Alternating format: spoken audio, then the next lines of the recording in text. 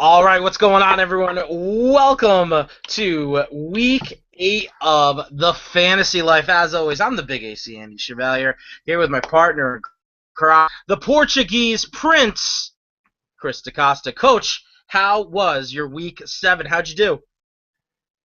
Week 7 was Heartbreak City. I went 2-1, and in the league I had to win, which is a half-point PPR, I lost by 7 points to Ooh, my brother, who won on an Odell Beckham touchdown pass at the end of the game. I had him beat. no. I had him beat, and he ended up beating me by, like I said, about 6 or 7 points. So in that league, I am 1-6. But 2 games out of the playoffs. It's like 3 Coach, teams are hey, just dominating, if and I've, everybody if else is I've like learned 3 anything, wins. if I've learned anything, it's never over till it's over. Went 6-7 last year in my regular season. Won the championship. As long as you get in the playoffs, get your foot in the door, anything can happen. Coach, it was a dream week for me last week. Almost went the incredible 6-0. Le'Veon Bell put up a monster night. Needed to avoid 27 points. He scored 28 and a half. Almost did the unbelievable. Went 6-0. But 5-1, it was great. Won a couple of in my must-win leagues, so It's it was always awesome. good. It was awesome, Coach. We have an awesome show lined up for Week 8. Let's talk about some hits and misses, Coach. What were your some of hits and misses from last week? So some hits. Zach Stacy, as expected, not even a carry. I believe in you, Tre Mason. I believe in you. This is a guy that I wish I could have in keeper leagues, but I was a hit there. Um, Coach, really quickly, let's talk about Tre Mason, because we said it first last week. We were that's on the right. Tre Mason bandwagon. We were saying, hey, this is this year's Zach Stacy from hmm last year. Zach Stacy did the exact same thing at the same point of the season last year. And we said, look, I think this is a good high ceiling type of guy to get him now before you go bananas. Zach Stacy didn't get a carry this week. He's healthy this week. Tre Mason's the guy. I mean, Ben And Cunningham, he's still lingering with a tiny injury. I think Tre Mason going forward is going to be the guy. I don't know. What about you? I agree. I was just gonna throw in that my 2 cents about Benny Cunningham. Good. I think he's a good player. He's looks like he's used more in the passing game, and St. Louis is going to be up in a lot of games late. So Benny might get some more touches late in games. But yeah, Zach Stacy is in my eyes a distant number 3 right now. It might even be a healthy scratch for this upcoming Sunday. So we shall see. We shall see. Another guy I had on my hits Who else? um, Who else went bananas for you? was Torrey Smith. So as I said, That's right, Coach. said, sell him high, but wait until this week. Now the week has came. 2 weeks in a row, 80 plus yards and a touchdown. A little more confidence for owners. Decent matchups, but tougher matchups moving forward. Now that you would think, I think Torrey Smith, now's the time to try to ship him off and try to get something for him. But last week had a good game, and train him now is not sustainable. What do you think about their matchup this week against Cincy, Coach? Cincy, about middle of the pack, letting up against the air attack, but Joe Flacco's been slinging the rock. Steve Smith, Torrey Smith, one of them seems to go bananas. Do you like Torrey this week?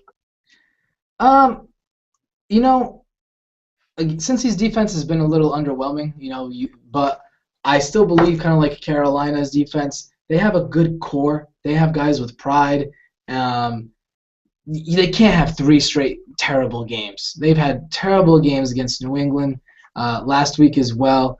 I don't see it being 3 in a row. Do I think Baltimore moves the ball? I do. I do see them move the ball pretty well, but I don't think I start Torrey Smith this week. I really don't. I think, again, it's time to ship him off. Steve Smith's your guy. Now, interesting news, though. Owen Daniels isn't playing this week. This is true.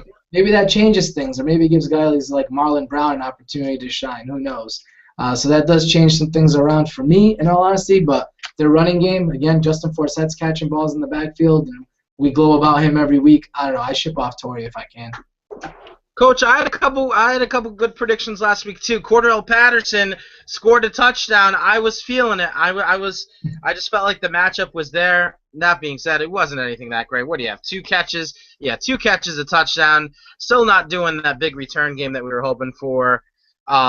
He's still a bench spot for me pretty much every week. Absolutely. The matchup could not be more luscious against Tampa than it is this week. So he's a flex play at best. I would totally understand if he's in your lineup this week. But moving forward, I don't know. I mean, I felt he was getting the touchdown last week. He did. Also, last week I was not feeling the running backs, though. I was not feeling Asiata and McKinnon. 4 points for Asiata in PPR, 12 points for McKinnon. His value is pretty much only in PPR leagues, Coach. He's the only guy I'm really considering going forward, Mhm. especially in PPR leagues. Asiata, a bench spot. I could understand the drop now, but in standard scoring, I guess Asiata's somewhat, I guess, an idea of a starter. But McKinnon, he's going to be the guy for me pretty much every week. I mean, he's got to, right? I agree. And McKinnon is a guy I like to keep. Uh, Look at the divisional matchups he's got coming up. Carolina, which we just talked about, hasn't been the best run defense this year. Losing Greg Hardy was huge for him and for them. The New Orleans Saints and Atlanta Falcons, you start your guys against those squads. So, and McKinnon's got talent. I think he's going to be worthwhile. The only thing I disagree with you on, AC, is Tampa Bay, Minnesota. I think it's going to be a compelling matchup this week. I think it's going to be a high-scoring game. But we'll talk about that later on in the show. Yeah, let's talk about more about that. Also, was not feeling the running backs from Atlanta. Hey, I was 2 for 2 with bold predictions. Antoine Smith didn't score a touchdown. It's possible. He doesn't score every week. How about that, Coach? And Steven Jackson, only 3 points. Detroit doesn't let up anything on the ground. I mean, come on. Speaking of the Falcons and hits and misses, one of my misses was Roddy White. Oh, This so guy is messing with frustrating. me. I benched him for Anton Smith this week. Thank God I still won in my league. But I benched him. He goes off. I play him. He goes terrible. The week I bench him, he goes 9 for 100 and a touchdown. Come on. But, that's what he's going to do. I'll let you guys know when I play him. That means you should bench him, and when I bench him, you should play him. So there you go. We're also off about Jordan Cameron. I mean, come on. The guy Yeah. did the week we were hoping for. 1 catch, 5 yards. Come on. I guess he's just a flash in the pan. I don't know. I mean, it sucks because the guy's got so much talent. And the offense is doing well. So I don't understand where the problem is. I mean, I guess Hoyer's just not liking him. What do you think? If there's a silver lining here, the Browns only scored 6 points last week. So it wasn't so much Jordan Cameron didn't show up or Hoyer didn't have a connection. Their whole offense was not clicking against Jacksonville. Andrew Hawkins, though, over 100 in the air. Bunch of catches. I mean, how do you explain that? Why isn't that going to Jordan Cameron? Hawkins is Brian Hoyer's safety net. I don't know if you watched much of the game, but they were getting to him. The Jags were playing with pride like any other team that hasn't won a game in what seems like years. But Hawkins is a guy that, he's a safety blanket like most tight ends are for other quarterbacks. He's running short curls, quick slants. He did have a big day with 1 monstrous catch that I think went for 50-some yards, so he had 4 catches for 100 yards. Hawkins is that type of guy in PPR leagues. He racks up some points. But yeah, hopefully it's not an outlier. Maybe it was 2 weeks ago, but yeah, I don't know. Cameron's again one of those guys that I just don't have faith in. Maybe I have to start him, but when I do, I'm really nervous. More so star power than anything. I feel like at this point, it's like the name. You're starting him because it's Jordan Cameron. It's exactly. How about another guy that you love, Anquan Boldin? Only 12 points last week. We thought he'd have a much bigger game. I guess 12 points is kind of okay.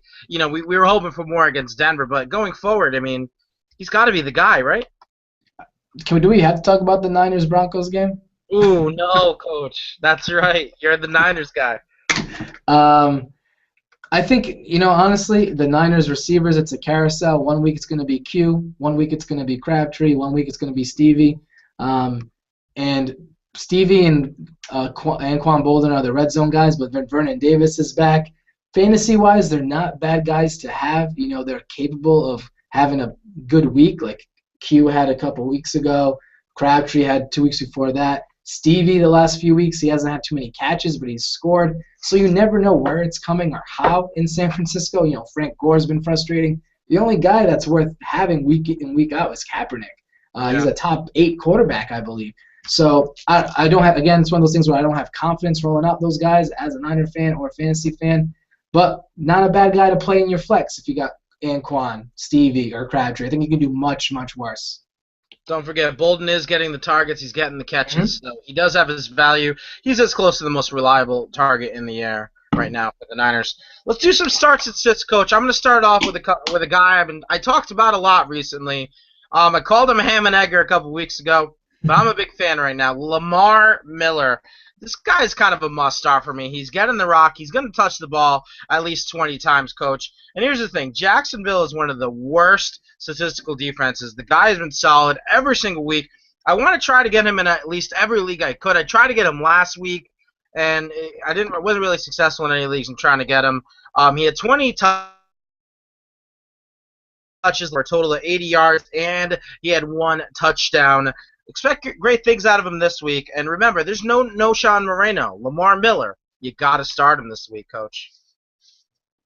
Absolutely. I mean, for me, Lamar Miller's the guy he's a running back one now. No more Moreno, like you said.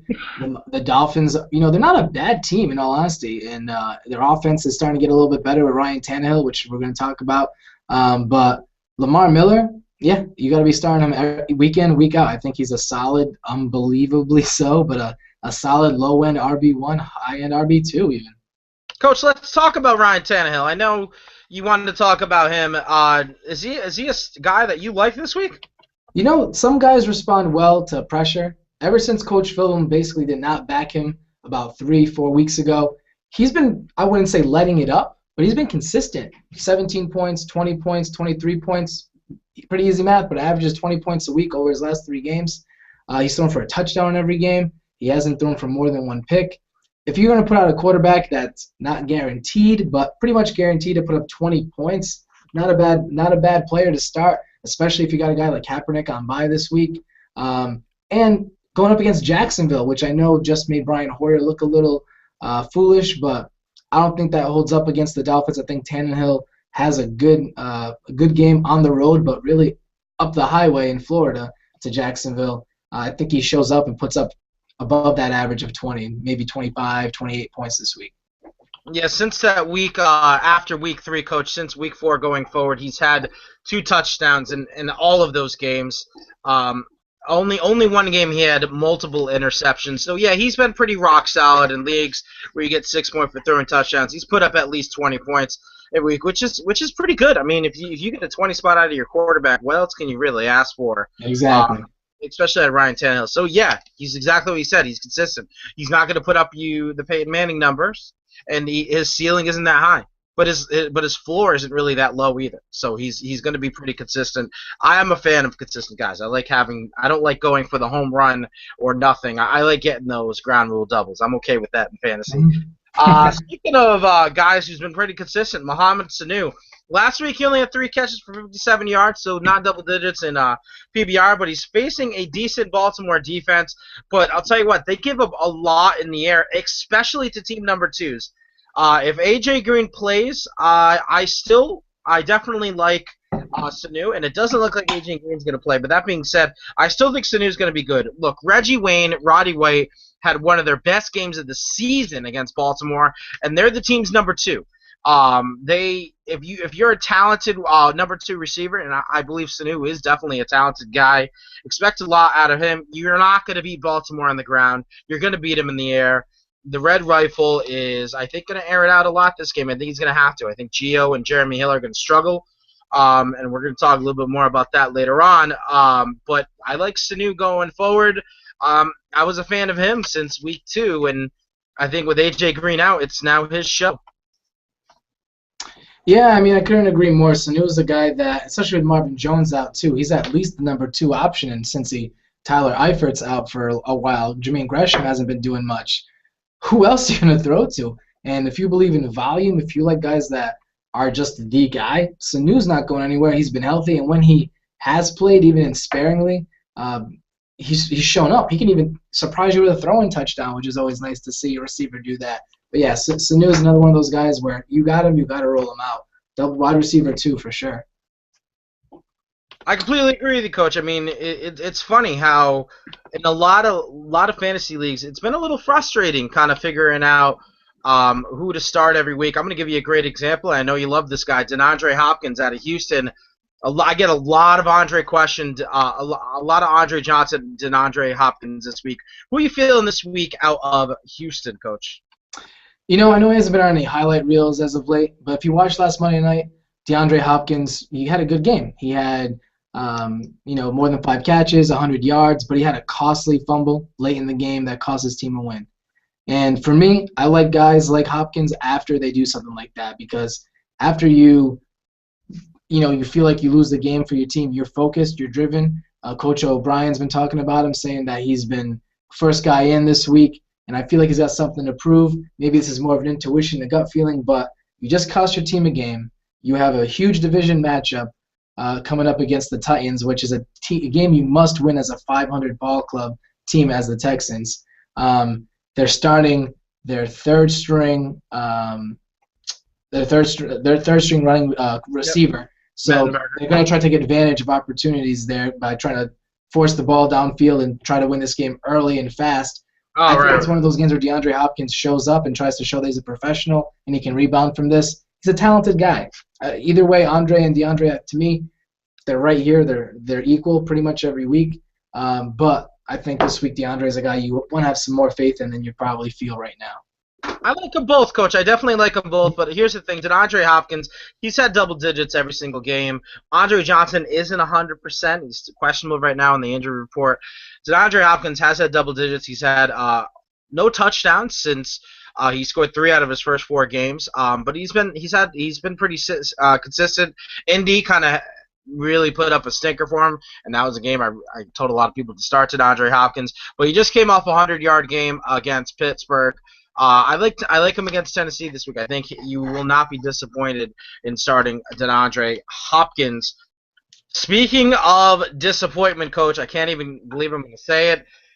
Here's a guy I think, honestly, is not must start, but pretty darn close. He deserves a flex spot. If he's in your waiver, I think you got to pick him up. No, this is not 2008, 2009.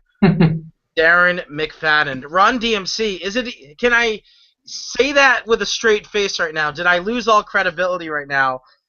Run DMC. The show has reached a new low, Coach. Here's the thing, though. Since the bye week, since Oakland got rid of their youngest coach in the league, 14 carries in both games, 80 yards against San Diego, 48 and a touchdown against Arizona, and those are both some of the best run defenses in the league. He's facing Cleveland, who is awful on the ground, Coach. They are awful. They let up over 100 on the ground in 5 out of their last 6 games this year. 6 touchdowns in 6 games.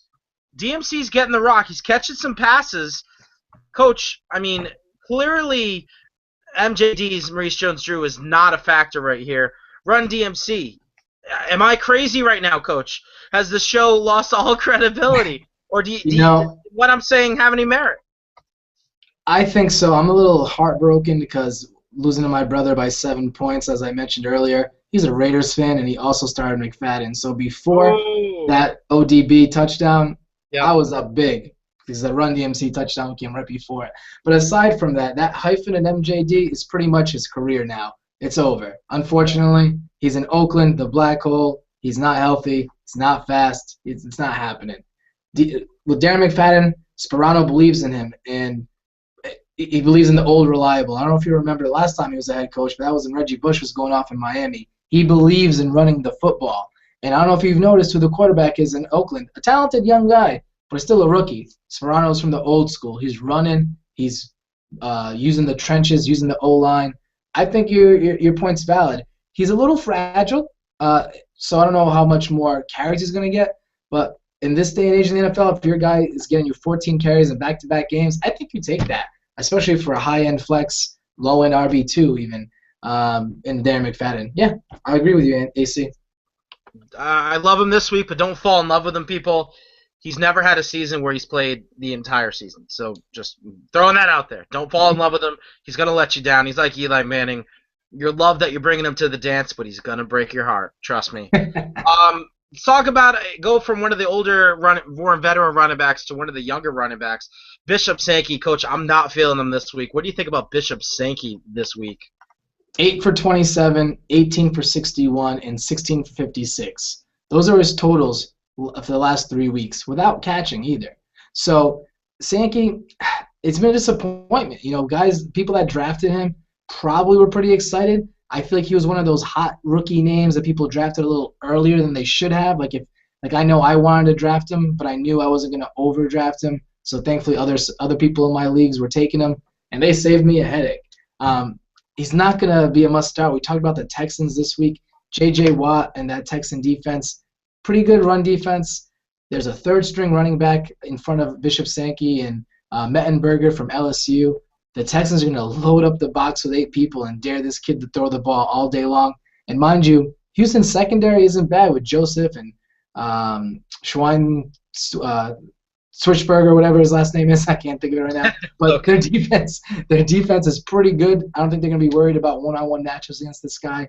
Sankey is not going to have a week. So obviously he's going to have a big week. not gonna work here anymore, right?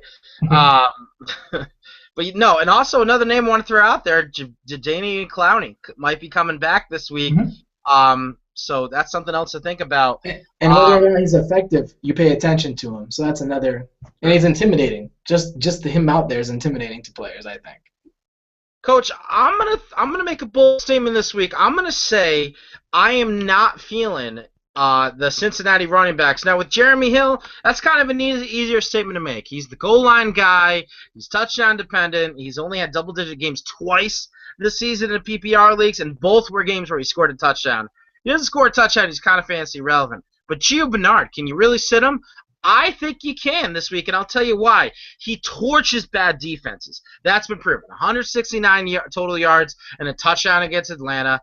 55 total yards, but 2 touchdowns against Tennessee. 157 total yards and a touchdown against Carolina. All really bad defenses. All defenses he torched. But against solid defenses, against solid rush defenses, he struggles. 17 yards last week on the ground versus Indy. 62 yards on the ground against New England. 48 yards on the ground against Baltimore. All games where he didn't score a touchdown. And guess who he's facing this week? Baltimore. Again, the team he faced week 1. Baltimore gives it up in the air, not on the ground.